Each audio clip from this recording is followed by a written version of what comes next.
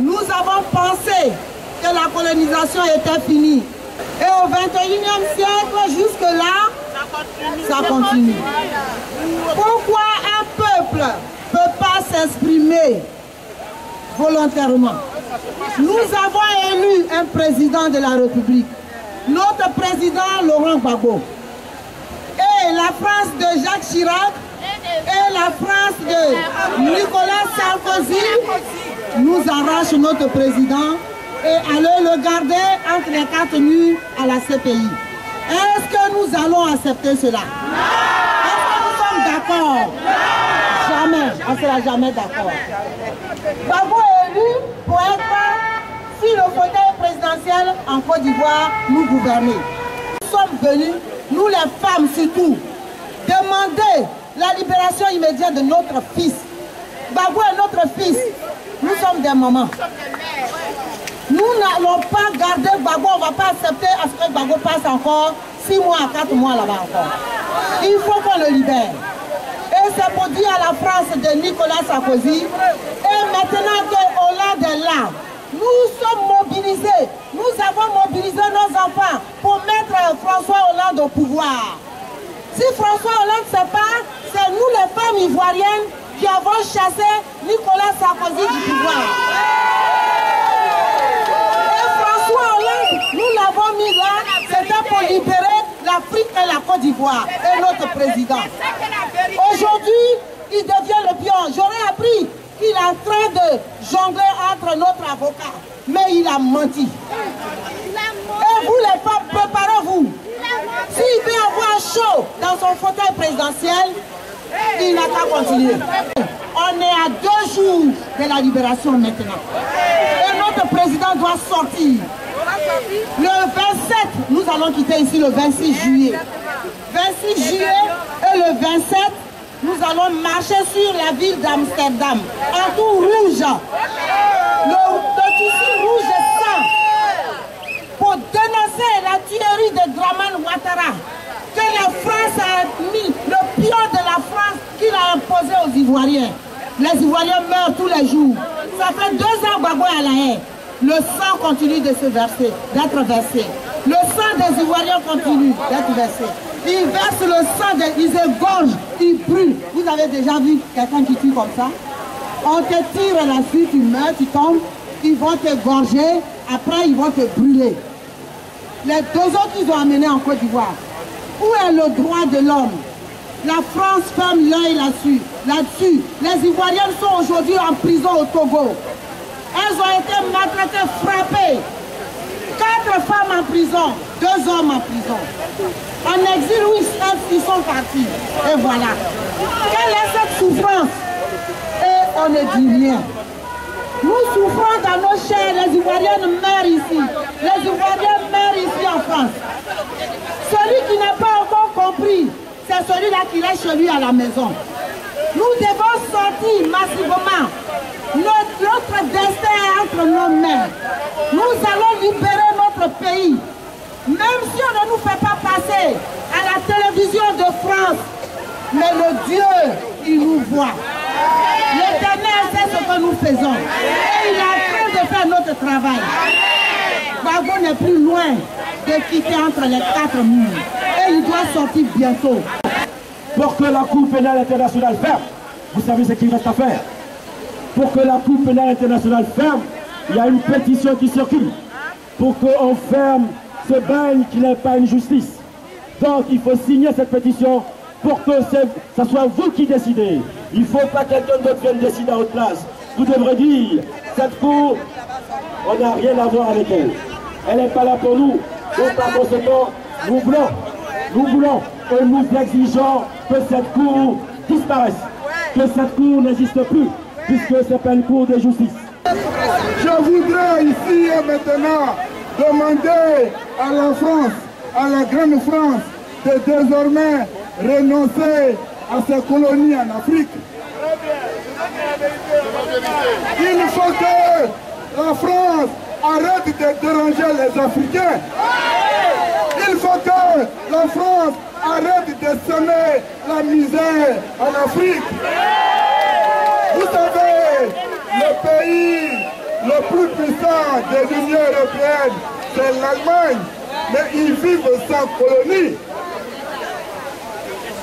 L'Allemagne n'a pas de colonie, mais c'est le pays le plus puissant économiquement dans l'Union européenne. Je demande à la France de renoncer à ses colonies. Je demande à la France de renoncer à ses colonies. C'est ça. Lorsque on est un pays dit des droits de l'homme, on ne crée pas la misère dans les pays pauvres. Nous avons presque gagné. Ils sont en train de négocier le retour de Gbagbo en Côte d'Ivoire. C'est parce que le peuple de Côte d'Ivoire n'a pas baissé les bras. Je voudrais saluer la diaspora ivoirienne, une diaspora décomplexée, une diaspora digne, une diaspora intellectuelle. Cette diaspora qui est en train de faire reculer l'ennemi de la Côte d'Ivoire. Ils ont vu, ils nous ont cherché et ils nous ont trouvés. Nous savons tous que Ouattara n'a pas gagné des élections. Vous avez aussi appris qu'il était au Cameroun récemment. Je vais vous dire quelque chose. Il a été huillé par ma grand-mère. Je vais vous dire quelque chose. Ma grand-mère a 105 ans. Elle a pris toutes ses dents. Et ce jour, elle lui dit, les dents sont en train de pousser parce que le délinquant est là. Alors, ce qu'il faut retenir, chers amis, c'est que tenez bon. Parce que les visas nous sont familiers ici et que tout ce qui mène le combat que nous menons soit un combat de vérité. Et je pense que le président Gbagbo sortira et nous chanterons le Negro Spiritu. Que Dieu bénisse la Côte d'Ivoire, que Dieu bénisse l'Afrique. God bless Africa. En novembre 2000, le président Laurent Gbagbo m'avait dit « Maître, je resterai toujours debout pour défendre le peuple ivoirien et pour défendre les peuples d'Afrique. » Le président Laurent Gbagbo avait dit « Je resterai toujours debout pour résister aux puissances internationales qui veulent asservir le peuple d'Afrique. » Le président Laurent Gbagbo avait dit « Je resterai toujours debout pour refuser le pillage des ressources d'Afrique. » Le président Laurent Gbagbo a toujours tenu parole. C'est pour ça qu'il a été menacé par les néocolonialistes français, comme le président Jacques Chirac, le premier ministre de Villepin, qui avait déjà menacé lors des négociations de Marcoussis pour l'obliger à négocier avec les rebelles. Il l'avait déjà menacé de le traduire dans la Cour pénale internationale. Parce que le président Laurent Gbagbo est resté debout. Parce qu'il a refusé de se plier au diktat des intérêts économiques français et américains. Parce qu'il a refusé que le port d'Abidjan passe totalement sous le contrôle de Bolloré. Ce que Ouattara vient d'accepter aujourd'hui, Ouattara a vendu le deuxième terminal de conteneurs d'Abidjan à Bolloré. C'est un scandale. Parce que le président Gbagbo a toujours refusé ces dictats. C'est pour cela que Nicolas Sarkozy et Bolloré ont organisé le coup d'État du 11 avril 2011 contre le président Laurent Gbagbo. C'est pour ça que la force licorne, au mépris du droit international, a canonné le palais présidentiel de Laurent Gbagbo.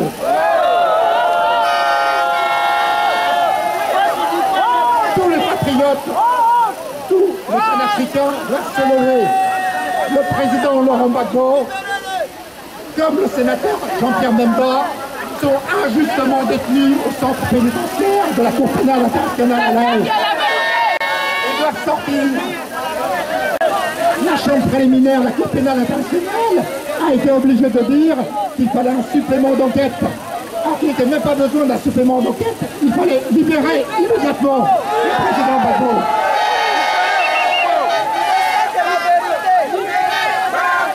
Nous obtiendrons la libération du président Gbagbo. nous obtiendrons la libération du président et du vice-président de la République démocratique du Congo, le sénateur Jean-Pierre Bemba. Ces deux grands patriotes panafricains doivent être libérés. Et comme l'a dit mon ami camerounais Peter, actuellement, la Cour pénale internationale est fragilisée. Nous devons soutenir la déclaration des chefs d'État du continent africain à Addis Abeba lors du 50e anniversaire de l'Union africaine. Qu'ont dit ces chefs d'État? Ils ont dit que la Cour pénale internationale est une institution politique et raciste. La Cour pénale internationale ne poursuit que des Africains. Est-ce que George Bush a été traduit dans la Cour pénale internationale pour ses crimes en Irak? Non. Est-ce que Nicolas Sarkozy a été traduit dans la Cour pénale internationale pour ses crimes en Libye?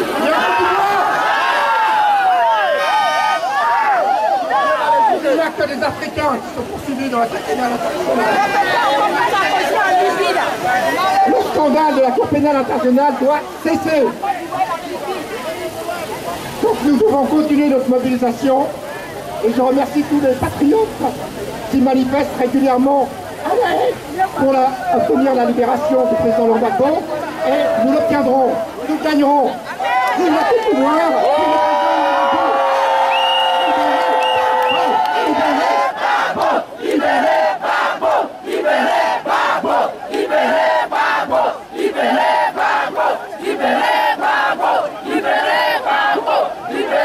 Je viens vous dire les remerciements et les encouragements de la camarade Hortense Adé Assalé, la représentante du Front populaire ivoirien en France.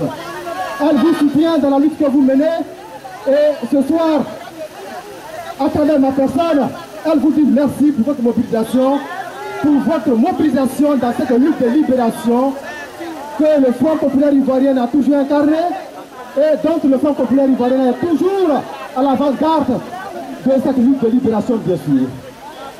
Il est des moments dans l'histoire des hommes et des peuples où, mais alors un seul jour, la vérité et la liberté se donnent rendez-vous devant l'autel de l'histoire. Et ce jour-là, quand il arrive, c'est la lumière qui éclate. Et ce jour-là, il est pour bientôt. Et le président Miekawete vous dit que ce jour-là, il est pour bientôt. Et que vous avez alors ce pouvoir et ce savoir-faire d'avoir espérance et espoir à l'histoire qui s'écrit avec vous. La Côte d'Ivoire, oui, notre peuple est un élément de la grande famille des hommes, donc de l'humanité. Et en tant que tel, notre peuple a droit à la santé. Notre peuple a droit à la dignité humaine. Notre peuple a droit à l'éducation. Là aussi et surtout, il a droit à l'état de droit. Je veux expliquer à tous mes frères, à tous les passants, pourquoi est-ce que Bensouda a décidé de faire appel de la décision d'ajournement de la Cour. Elle fait appel pourquoi? Parce que la Cour lui dit qu'en Côte d'Ivoire, il y a eu un conflit armé. Ce n'est pas Gbagbo contre le peuple, c'est Gbagbo contre des gens. Mais la Cour ne connaît pas les gens là. On dit à Bensouda qui se battait contre Gbagbo. Donc, le procureur doit expliquer au monde entier qui sont les forces nouvelles. Qui est le commandant invisible et qui sont les FRC. Et on nous dit en même temps que Gbagbo Laurent a envoyé les mercenaires libériens à l'ouest. C'est eux qui ont tué les Ivoiriens. Voilà pourquoi les FRC sont venus nettoyer Djokwe pour libérer nos populations. Mais je voulais dire aux Français qui passent partout qu'à l'ouest, les premiers Libériens qui sont venus à l'ouest, ils sont venus combattre aux côtés de Dofélis. Qui dit Dofélis dit Mpigo. Qui dit Mpigo dit MPCI. Qui dit MPCI dit EDR. Qui dit EDR dit Ouattara. Et qui dit Ouattara dit rébellion. C'est ça le débat. C'est pour ça que nous sommes dehors tous les jours. Et nous serons dehors tous les jours jusqu'à ce que la vérité soit dite. Et ils ont menti. Et nous sommes dans la rue pour parler de la vérité. Et la vérité c'est quoi? La vérité c'est que Gbagbo a gagné les élections. Et comme il a gagné les élections et qu'il y a un voyou qui n'a pas reconnu sa défaite, il a amené des voyous pour attaquer la République. Et ils ont tué 3000 personnes. Gbagbo n'a tué personne en Côte d'Ivoire. Gbagbo Laurent s'est défendu. Allez dire à tous les Blancs, allez dire à tout le monde que Gbagbo Laurent s'est défendu. Quand on est chef de l'État, on ne laisse pas des voyous venir attaquer la République, tuer des innocents et dire que c'est parce que tu as perdu les élections. Est-ce que pour une élection, on doit tuer mon oncle qui est à Zéigro? Est-ce que pour une élection, on doit tuer ma tante qui est à Bongolo? Elle n'a même pas voté. Ils ont tué ceux qui n'ont pas voté. Donc, qui a tué en Côte d'Ivoire? C'est Alassane Dramane Ouattara. C'est eux les assassins. Chers frères et sœurs, je voulais vous dire, il faut rester serein. Il faut croire en notre combat. Il faut croire en la Côte d'Ivoire. Tous ceux qui ont tué en Côte d'Ivoire doivent rendre compte. Gbagbo Laurent n'a tué personne. Gbagbo Laurent s'est défendu. Ouattara et son ramassis de traînes savates qu'on appelle force républicaine, c'est eux qui ont tué les Ivoiriens. C'est pour ça que Fatou Bensouda a dit, je vais faire appel de la décision. Parce que les juges lui ont dit, il faut nous expliquer qui se battait contre Gbagbo. Comme elle ne peut pas expliquer qui se battait, parce que celui qui se battait c'est Ouattara. Comme ils ont une mission, et leur mission c'est de préserver et de protéger les assassins, elle dit en Côte d'Ivoire, c'est Gbagbo Laurent contre le peuple. Et nous disons en Côte d'Ivoire, c'est l'État de Côte d'Ivoire contre les voyous. Je vous remercie.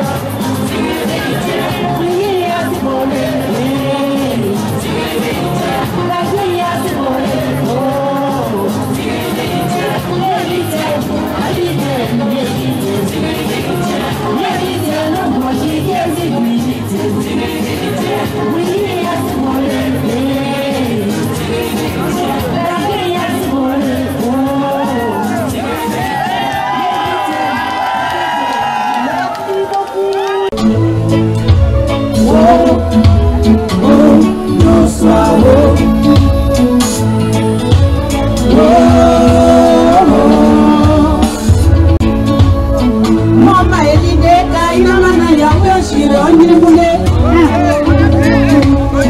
Ina mama elideka inamana yawe shironi mule. Kamoni adesia dia, kebuya dia sola gosa omude. Ina kamoni adesia dia, kebuya dia sola gosa omude. Ngela, we oswao.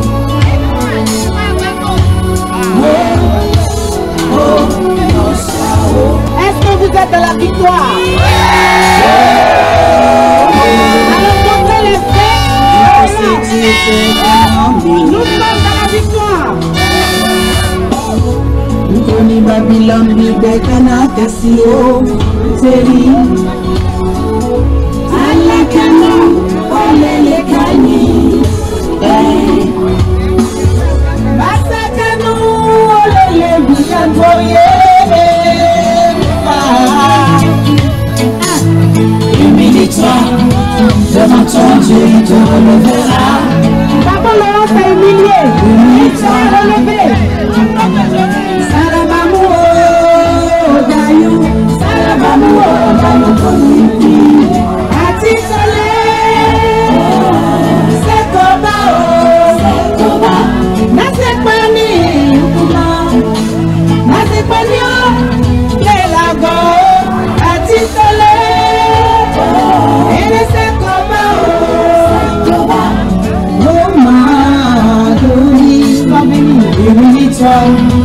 Devant ton Dieu, il te relèvera. La Côte d'Ivoire sera debout. L'Afrique est debout. L'Afrique est debout. Humilie-toi. Devant ton Père, il te consolera. Humilie-toi, humilie-toi, et tu verras. Alléluia. Humilie-toi. Devant ton Dieu, il te relèvera. Vous n'allez plus pleurer les mamans. On ne pleure plus parce que l'Afrique est debout. Papa Laurent les a luttés. Papa Laurent les a poussés. Papa Laurent les a lancés. Il n'y a pas l'aide pour lui. Ils sont en train de précipiter la mort. C'est les femmes de là. Mais Marie est il ne peut pas faire l'effort. Parce qu'il est poussé.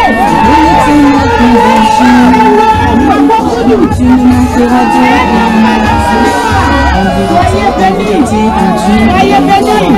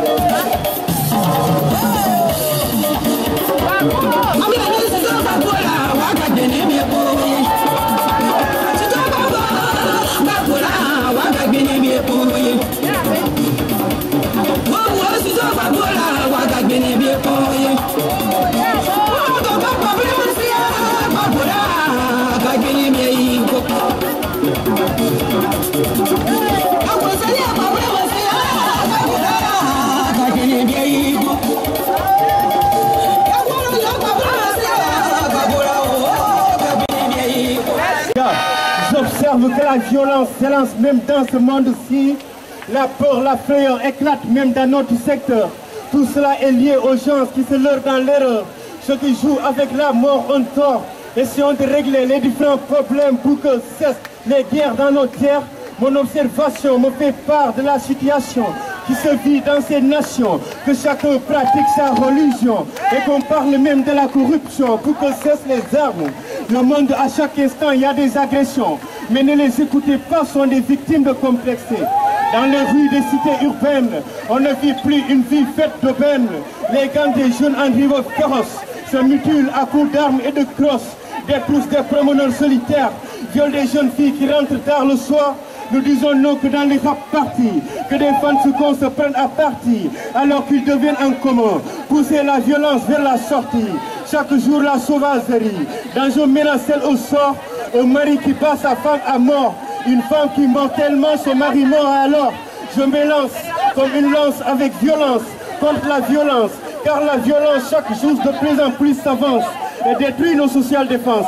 Il y a d'autres formes de violence qui aussi méritent la potence. Voilà pourquoi mon pic devient métaphysique dans ce lyrique, car l'affaire est critique. La brutalité se transforme en forme mystique, plus cynique que le côté physique. On fait beaucoup de tort en jetant des sorts dans les esprits et les corps, mais aussi une méchante parole qui l'oreille folle. Le mental et le cœur enrôlent dans une folie en corolle, qu'on peut arroser de pétrole. Cette fois-ci, le rôle de la parole n'est pas drôle.